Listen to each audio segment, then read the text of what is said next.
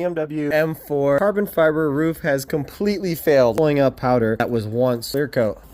Oh yeah, heinous. Some good old-fashioned lacquer thinner. You scrub real hard. Nice. Has quite a texture. It comes off a whole lot better. I'm gonna hit it with 600 grit sandpaper on a block. You want to leave it somewhat scuffed up so that the clear coat can actually stick.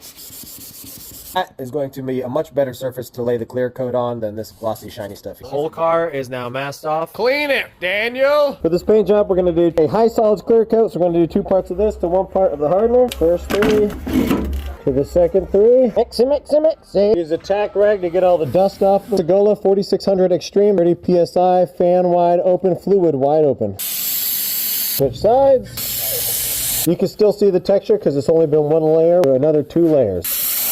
A little better after coat number 2, but third and final layer of there you have it. It looks a hell of a lot better. That follow button. Tell your mother.